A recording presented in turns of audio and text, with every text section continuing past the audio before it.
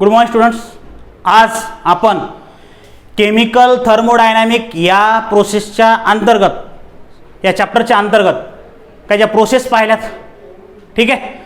आता हे करत असताना आपण फर्स्ट लॉ ऑफ थर्मोडायनामिक पाहिला. तर फर्स्ट लॉ ऑफ थर्मोडायनामिक काय सांगतो, तर फर्स्ट लॉ ऑफ थर्मोडायनामिक आपल्याला वेगळ्या प्रकारचे जे स्टेटमेंट दिलेले आहेत, पण त्या स्टेटमेंटचा अर्थ ओव्हरऑल आहे तो सारखाच आहे. म्हणजेच पहिला काय आपण पाहिलं, internal energy of the isolate system remain constants. त्यानंतर total energy of the universe remain constant. त्यानंतर energy neither created nor destroyed during neither create nor destroyed it transfer from one form to another form. म्हणजे energy create करू शकत नाही, energy destroy करू शकत नाही, फक्त एनर्जी काय होते एका फॉर्मपासून दुसऱ्या फॉर्मकडे ट्रान्सफर होत असते. अशा प्रकारचा कन्सेप्ट आपण पाहिला आहे. आता आपल्याला फर्स्ट लॉ ऑफ थर्मोडायनामिक्सचा मॅथमॅटिकल फॉर्म पाहायचा. काय पाहायचं आहे, फर्स्ट लॉ ऑफ थर्मोडायनामिकलचा मॅथमॅटिकल फॉर्म. म्हणजेच काय, mathematical form of first law of thermodynamic. Mathematical form of first law of thermodynamic. आता हे mathematical form of first law of thermodynamic किंवा mathematical expression for first law of thermodynamic, तर त्यामध्ये कसं आहे पहा, delta U is equal to Q plus W. हे म्हणजे मॅथमॅटिकल एक्सप्रेशन आहे. कशाचं आहे ते, फर्स्ट लॉ ऑफ थर्मोडायनामिकचं. तर फर्स्ट लॉ ऑफ थर्मोडायनामिकचं मॅथमॅटिकल जे सिम्बोलायझेशन किंवा मॅथमॅटिकल जो फॉर्म आहे तो बोर्डवर लिहिला आहे. मग काय, delta U is equal to Q plus W. मग डेल्टा यू काय आहे, तर डेल्टा यू काय आहे, internal energy change in internal energy. Q काय आहे, क्यू हीट आहे. आणि डब्ल्यू काय आहे, तर डब्ल्यू हा वर्क आहे. ओके. तर मग त्यामध्ये आपण लिहिणार आहोत, तर delta U is equal to काय, इंटरनल एनर्जी चेंज. काय हा, इंटरनल एनर्जी चेंज. क्यू काय आहे, क्यू जे आहे ते हीट आहे. डब्ल्यू काय आहे, डब्ल्यू जे आहे ते वर्क आहे. म्हणजेच केमिकल थर्मोडायनामिक या चॅप्टरच्या अंतर्गत फर्स्ट लॉ ऑफ थर्मोडायनामिक आपण जो पाहिला, जे स्टेटमेंट्स पाहिले, त्या स्टेटमेंटच्या आधारावर जो मॅथमॅटिकल फॉर्म आपण पाहत आहोत तो म्हणजे delta U is equal to Q plus W. तर डेल्टा यू काय आहे, इंटरनल एनर्जी, क्यू काय आहे, हीट, डब्ल्यू काय आहे, वर्क. या प्रकारचा कन्सेप्ट इथं झालेला आहे. हा मॅथमॅटिकल फॉर्म इथे झालेला आहे. आता हाच कन्सेप्ट आपल्याला मॅथमॅटिकल फॉर्म जो आहे फर्स्ट लॉ ऑफ थर्मोडायनामिक्सचा तो वेगवेगळ्या प्रोसेससाठी यूज करायचा आहे. मग टाईप ऑफ प्रोसेस आपण पाहिल्या, ज्या मेन होत्या त्या चार होत्या. कोणत्या, ॲडिबॅटिक, आयसोथर्मल, आयसोकोरिक आणि आयसोबेरिक. मग ह्या चार प्रोसेसच्या नुसार mathematical first law of thermodynamic कसा चेंज होतो ते पाहायचं. ठीक आहे. मग नेक्स्ट आर्टिकल जे आहे ते आपल्याला याप्रमाणे पाहायचं. आता काय घ्यायचं नेक्स्ट आर्टिकल, तर नेक्स्ट आर्टिकल जे आहे ते या प्रकारचं आहे.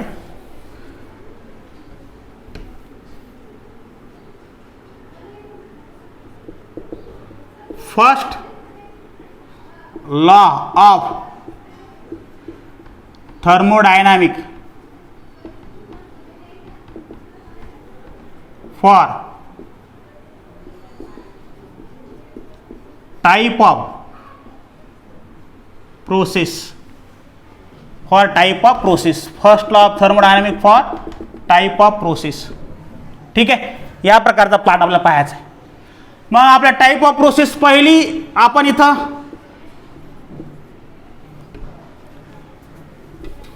मग यामध्ये काय आहे आपण पहिला घेऊ, for isothermal process. For isothermal process. आता आयसोथर्मल प्रोसेससाठी आपल्याला फर्स्ट लॉ ऑफ थर्मोडायनामिक कसा चेंज होतो ते पाहायचं. आयसोथर्मल प्रोसेससाठी फर्स्ट लॉ ऑफ थर्मोडायनामिक कशा प्रकारे चेंज होतो ते पाहायचं. ओके. मग फर्स्ट लॉ ऑफ थर्मोडायनामिक काय आहे, delta U is equal to Q plus W. या प्रकारचा पार्ट आहे.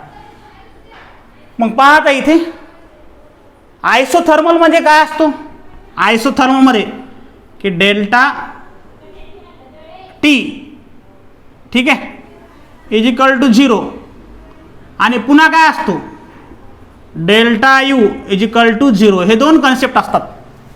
ठीक आहे, delta T is equal to 0 आणि delta U is equal to 0 यापैकी. म्हणजे टेम्परेचर कॉन्स्टंट असतो आणि टेम्परेचर जर कॉन्स्टंट असेल तर इंटरनल एनर्जी सुद्धा काय असते, कॉन्स्टंट असते. इंटरनल एनर्जी काय आहे, डेल्टा यू. मग according to first law of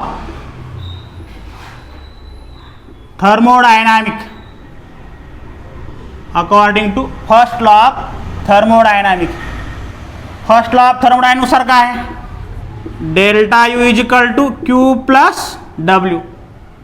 मग आता हे तर आपण एवढं लिहिलं, पण याच्यामध्ये delta U is equal to काय सांगतो, टी आहे का इथे, नाही. टी आहे का, नाही. आपण आयसोथर्मोमध्ये टेम्परेचर कॉन्स्टंट सांगतो, पण जर टेम्परेचर कॉन्स्टंट असेल तर इंटरनल एनर्जी सुद्धा काय असते, कॉन्स्टंट असते. ठीक आहे, मग तो कॉन्सेप्ट इथं सेकंडचा आपल्याला इथं हा करायचा आहे, घ्यायचा आहे. तर डेल्टा यू 0 झाला, 0 आता put values, but delta U is equal to 0 कशानुसार, आयसोथर्मल प्रोसेसनुसार. मग याला इक्वेशन 1 म्हणू. इक्वेशन 1 बिकम्स तर 1 काय होतं मग, 0 is equal to Q plus W. म्हणजेच काय होतो, Q is equal to minus W. काय तो, Q is equal to minus W. मग Q is equal to minus W जो आला तो काय आला, ते कन्व्हर्जन आलं. कशाचं, फर्स्ट लॉ ऑफ थर्मोडायनामिक. कशानुसार, तर आयसोथर्मल प्रोसेसनुसार. तर आपण हे एक प्रोसेस झाली, या प्रोसेसनुसार तुम्ही कन्व्हर्जन पाहिलं आहे. ठीक आहे, नाऊ नेक्स्ट. तर नेक्स्टमध्ये आपल्याला दुसरी प्रोसेस जी आहे, आता हे झालं आयसोथर्मल प्रोसेससाठी. आता आपल्याला काय करायचं आहे, ॲडियाबॅटिक प्रोसेससाठी पाहायचं. आता काय करायचं आहे, ॲडियाबॅटिक प्रोसेससाठी पाहायचं. दुसरा, for adiabatic process, for adiabatic process. आता फॉर ॲडियाबॅटिक प्रोसेसमध्ये काय असतो, डेल्टा क्यू 0 असतो. डेल्टा क्यू 0 किंवा क्यू इज इक्वल टू 0. ठीक आहे, क्यू इज इक्वल टू 0 म्हणू आपण. हा क्यू आहे, क्यू म्हणजे हीट. मग आता क्यू कॅपिटल घ्या, स्मॉल घ्या, आपण कॅपिटल घेतलं तरी चालतो समजण्यासाठी. Q is equal to 0. मग आता according to first law of thermodynamic, according to first law of thermodynamic. तर फर्स्ट लॉ ऑफ थर्मोडायनामिक काय आहे, delta U is equal to Q plus W. आता क्यू काय आहे, इथे 0 आहे, बट इक्वेशन 1 म्हणू याला, but Q is equal to 0. Put in equation first. आता ॲडियाबॅटिक प्रोसेस असेल तर हीट काय असते, कॉन्स्टंट असते, म्हणजेच 0 असते. तर 0 असेल तर तुम्हाला ती किंमत इथे टाकावं लागेल. कशामध्ये, फर्स्ट लॉ ऑफ थर्मोडायनामिकमध्ये. मग आपण ते इक्वेशन घेतलं, इक्वेशनमध्ये किंमत त्याची व्हॅल्यू टाकली आणि चेंज काय होतं पहा, delta U is equal to Q 0 होईल आणि डब्ल्यू, म्हणजेच delta U is equal to W. हे काय येईल, चेंज. कशानुसार, ॲडियाबॅटिक प्रोसेसनुसार. कशाचा चेंज, फर्स्ट लॉ ऑफ थर्मोडायनामिक्सचा चेंज. ठीक आहे, अशा प्रकारे ह्या 2 प्रोसेस इथे झाल्या. या 2 प्रोसेसच्या माध्यमातून आपण काय केलं, फर्स्ट लॉ ऑफ थर्मोडायनामिक हा चेंज केला.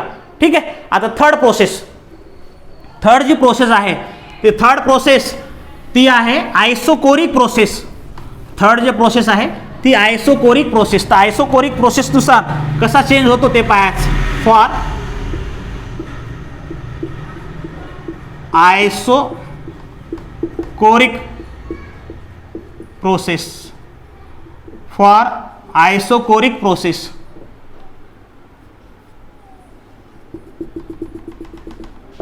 आयसोकोरिक प्रोसेससाठी काय होतं, फॉर आयसोकोरिक प्रोसेस. तर आयसोकोरिक प्रोसेसमध्ये काय असतो, V is equal to 0.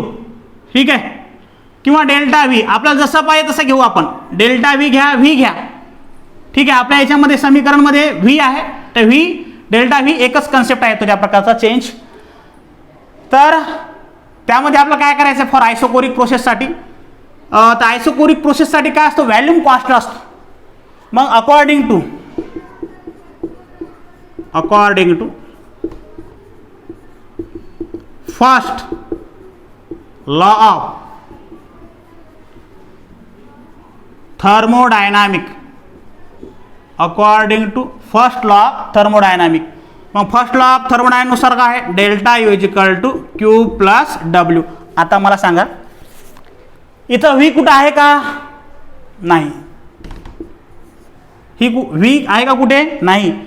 V नाही, मग व्ही नाही तर मग हे चेंज काय होणार आहे का, डेल्टा यूला आपण काही चेंज करू शकतो का, नाही. क्यूला काही चेंज करू शकतो का, नाही. पण डब्ल्यूला करू शकतो. डब्ल्यू मध्ये आपले दोन फॉर्म्युले आहेत, -2.303 NRT log of base 10 V2 by V1 आणि दुसरा एक फॉर्म्युला आहे W is equal to minus P external delta V. आपण तो एक फॉर्म्युला इथं पुट करू ज्यामध्ये आपल्याला व्हीचा कन्सेप्ट मिळेल. W इज इक्वल टू काय आहे, minus P external delta V. ठीक आहे, मग इथं डेल्टा घ्या, समजण्यासाठी चाललंय. मग काय होणार आता, delta U is equal to Q plus minus minus P external delta V. मग काय करायचं आता, बट डेल्टा व्ही काय 0, म्हणजेच काय delta U is equal to, आणि हे लिहित असताना एक वाक्य लिहू आपण, फॉर क्लोज कंटेनर. जर कंटेनर क्लोज असेल तर क्लोज कंटेनरसाठी काय असतो, डेल्टा व्ही 0 असतो. ठीक आहे, इक्वेशन काय आहे हे 1 म्हणूया याला, but delta V is equal to 0 put in equation 1.